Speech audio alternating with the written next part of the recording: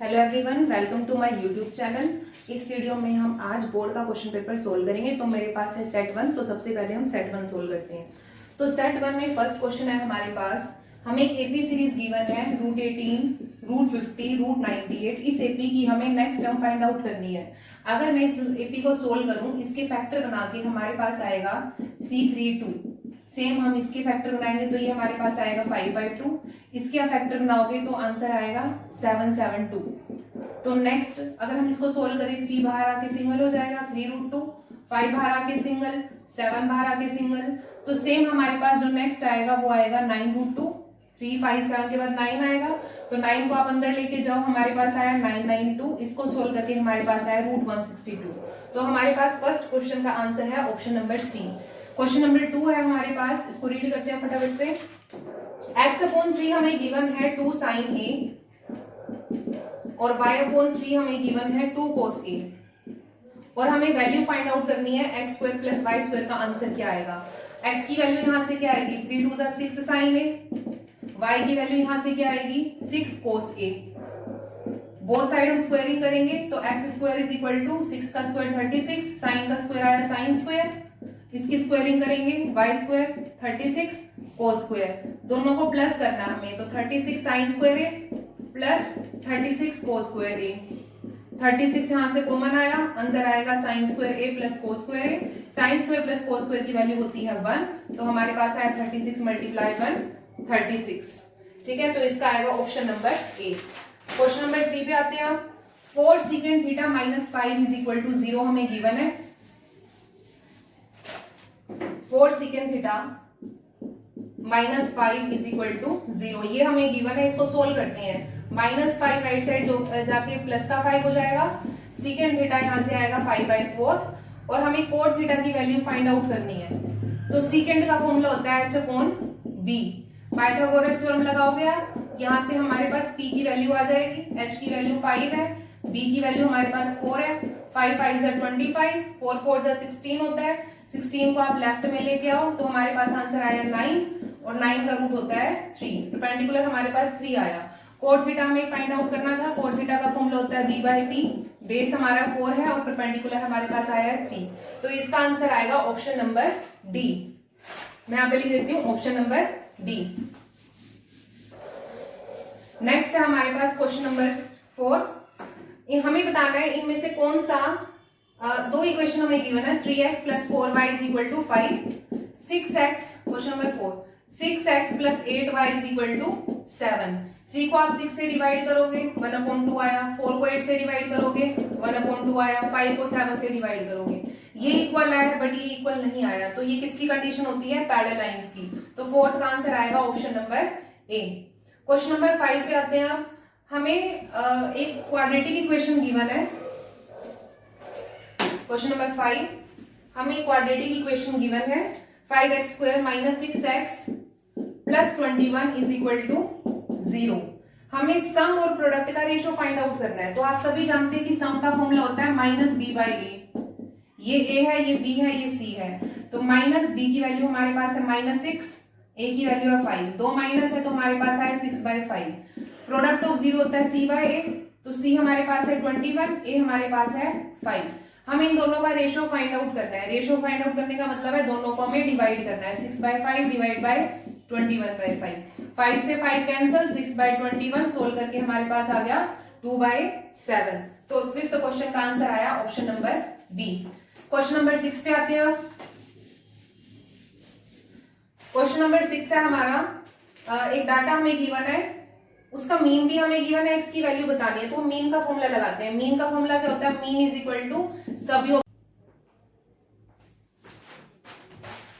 Question number 6 में हमारे पास mean given है, सभी ऑब्जर्वेशन का हमें सम करना है और नंबर ऑफ ऑब्जर्वेशन हमारे पास है टोटल 7।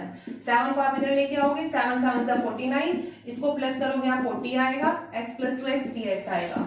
49 - 40 = 3x। माइनस करके आपके पास 9 आया है, x की वैल्यू यहाँ से हमारे पास आएगी 9/3। सोल्व करके हमारे पास आया है 3। तो सिक्स्थ क्वेश्चन का आंसर है option number D. Question number 7 पे चलते हैं हम।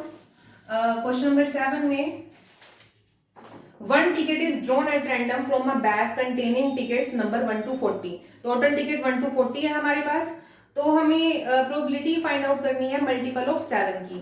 तो 1 to 40 के बीच में 7 से डिवाइड होने वाले नंबर हम लिख लेंगे। 7 2 14, 7 3 21, 7 4 28, 7 5 35, 7 6 42 हमारे पास नहीं आएगा।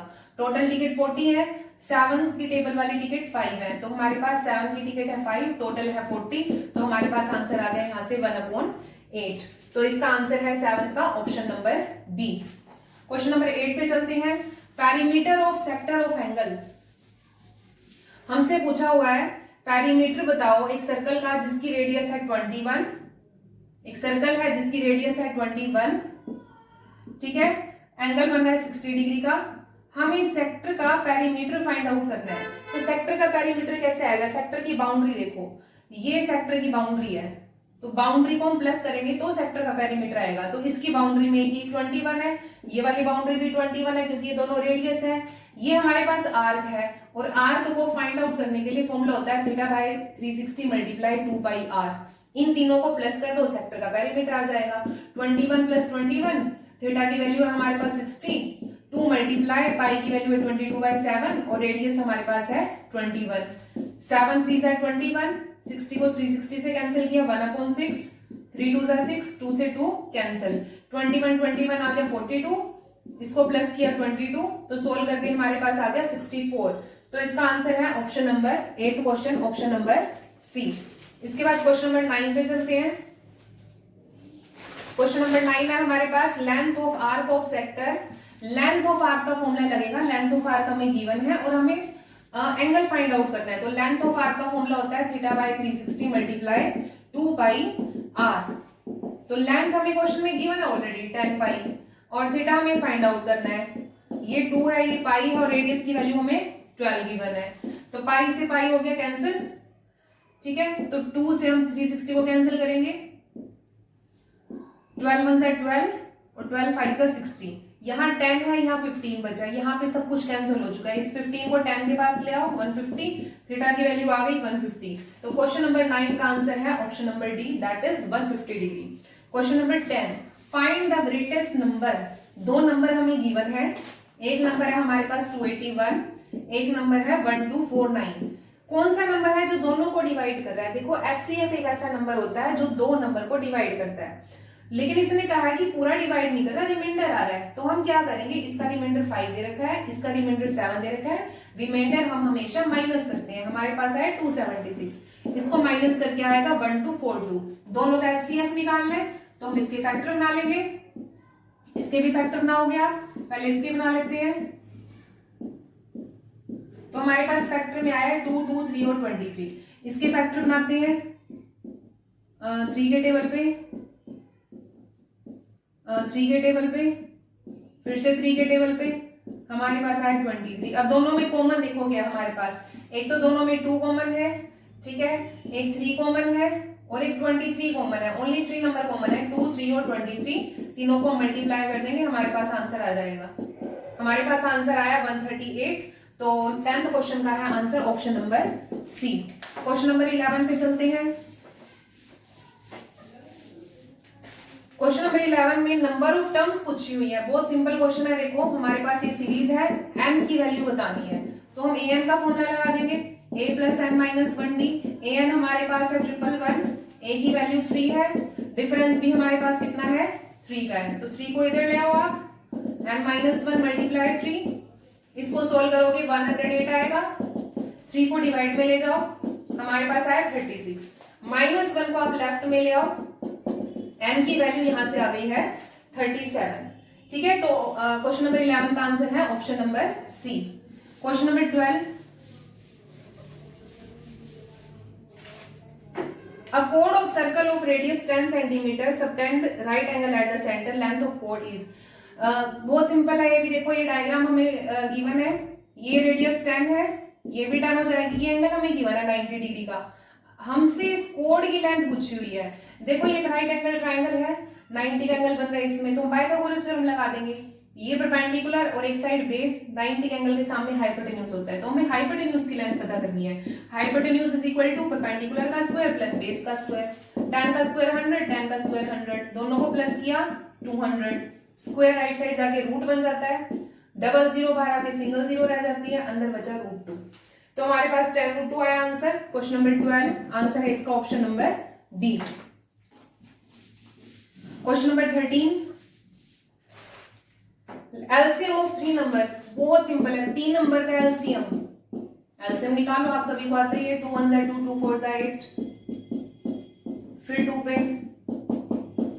अब 11 पे कर दो आप, अब 7 पे और अब 3 पे, इन सबको मल्टीप्लाई करना, हमारे पास आंसर आ जाएगा 2 2 जा 4, 4 को 11 से या 44 और 7 3 जा 21, 44 मल्टीप्लाई 21, तो ये हमारे पास आएगा 924।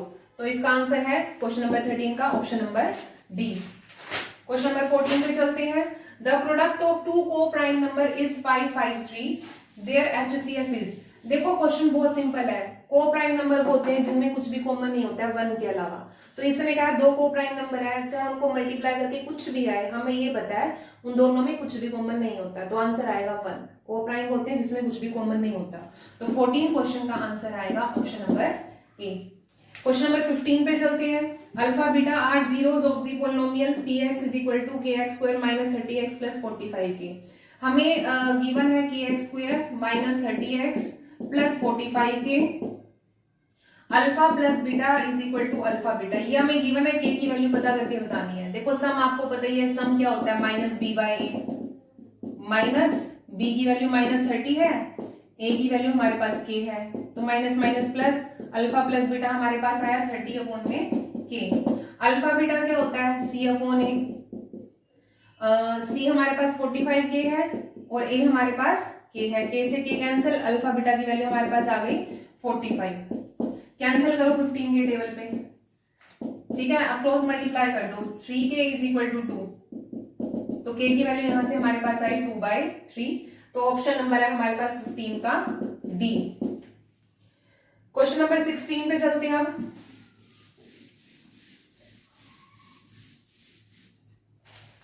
क्वेश्चन नंबर 16 है हमारे पास, एक सर्कल बना हुआ है, एक ऐसे एक कोड बनी हुई है, डायग्राम इस तरह से है कुछ, और ये दोनों टेंजेंट हैं, ठीक है, और ये एंगल गिवन है 42 degree.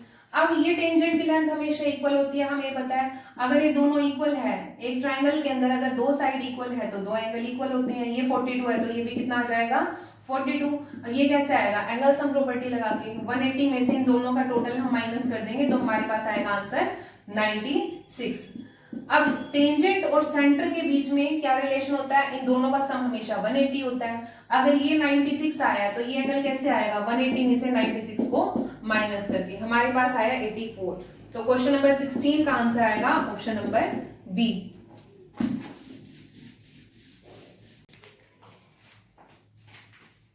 Question number 17। Question number 17 में हमें गिवन है कि हमारे पास एक ट्राइंगल है, इस ट्राइंगल में हमें A B C D E ये गिवन है, AD की वैल्यू 2.4 है, DB की वैल्यू 4 है, AE की वैल्यू 2 है, यहां से हमें AC की लेंथ पता करनी है। तो जब ये साइड इसके पैरेलल होती है अकॉर्डिंग टू बीपीटी थ्योरम, इन दोनों का रेशियो इक्वल होता है, 2.4/4 इज इक्वल टू 2/EC। अब आप इसको क्रॉस मल्टीप्लाई कर दो, 2.4 EC इज इक्वल टू 2 4 जा 8, 2.4 को आप बाय में ले जाओ, 8 के पॉइंट हटा दो आप, यहाँ पे 0 आएगा, 4 के टेबल पे कैंसिल करो, अब 2 के टेबल पे कैंसिल करो, हमारे पास आंसर आया है 10/3, ठीक है। तो EC 10/3 आया, बट हमसे पूछा हुआ था AC, AC क्या होगा 2 + 10/3, 3 1 जा 3, 3 2 जा 6, 10 1 जा 10, आप इसको ऐड करेंगे तो आपके पास आंसर आएगा 16/3। तो क्वेश्चन नंबर 17 का आंसर आएगा हमारे पास option number C, that is 16/3। Question number 18 पे चलते हैं।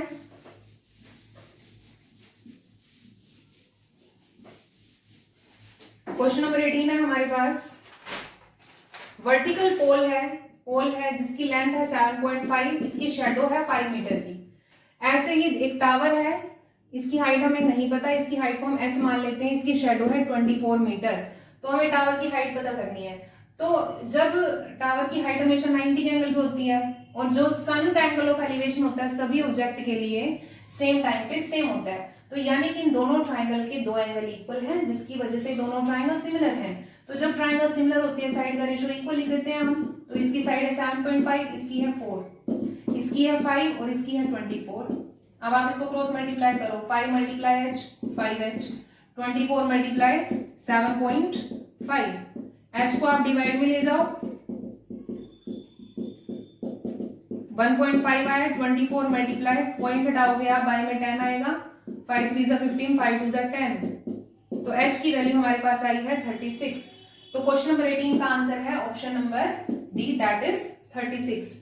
क्वेश्चन नंबर 19 आपका बहुत ही सिंपल क्वेश्चन है, ये आपका डायरेक्ट 6.2 का लास्ट क्वेश्चन है ट्रेपीजियम का। ट्रेपीजियम के क्वेश्चन में देखो हमने क्या किया था, ये ट्रेपीजियम है, ठीक है, एबीसीडी से ट्रेपीजियम, EF इसमें AB के पैरेलल है, तो इसमें आप बेसिक प्रोपोर्शनैलिटी थ्योरम लगाओगे, ये मान लो E पॉइंट है, AE अपॉन ED आपका इक्वल आएगा, सॉरी AG मान लो आप, AE अपॉन ED आपका इक्वल आएगा AG अपॉन GC के।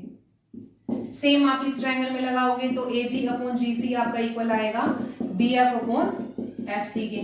तो ये सभी रेशो आपस में इक्वल है, ये भी AG के इक्वल था, ये भी AG अपॉन GC के इक्वल है, तो AE अपॉन ED किसके इक्वल आ गया, BF अपॉन FC के। तो फर्स्ट स्टेटमेंट हमारी ट्रू है।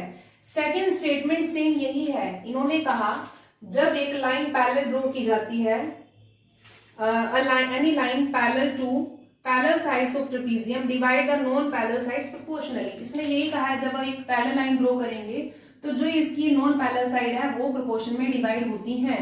तो यानी कि सेकंड स्टेटमेंट भी करेक्ट है और सेकंड स्टेटमेंट फर्स्ट स्टेटमेंट को एक्सप्लेन भी कर रही है। तो 19 का आंसर आएगा option number A. Question number 20, degree of a zero polynomial is not defined. जो जीरो पॉलिनोमियल होता है, देखो जब हम पॉलिनोमियल के टाइप्स पढ़ते हैं सबसे पहले हम जीरो पॉलिनोमियल की ही बात करते हैं। जीरो पॉलिनोमियल की डिग्री हमें कुछ भी नहीं पता होती कि क्या है, तो इसका आंसर आता है नॉट डिफाइंड। लेकिन जो कांस्टेंट पॉलिनोमियल होता है, जैसे कि सेकंड स्टेटमेंट है, कांस्टेंट पॉलिनोमियल का मतलब है कोई भी एक नंबर 2 3 4 5 6 ये नंबर सारे हमारे कांस्टेंट पॉलिनोमियल है। तो 2 के साथ x नहीं होता, यहाँ पे x की डिग्री 0 होती है, तो कांस्टेंट पॉलिनोमियल की डिग्री क्या होती है, 0। तो दोनों स्टेटमेंट करेक्ट है, बट ये इसको एक्सप्लेन नहीं कर रही है, वो एक अलग स्टेटमेंट है, ये एक अलग स्टेटमेंट है। दोनों ट्रू है बट एक्सप्लेन नहीं कर रही है, इसलिए क्वेश्चन नंबर 20 का आंसर आएगा ऑप्शन नंबर बी।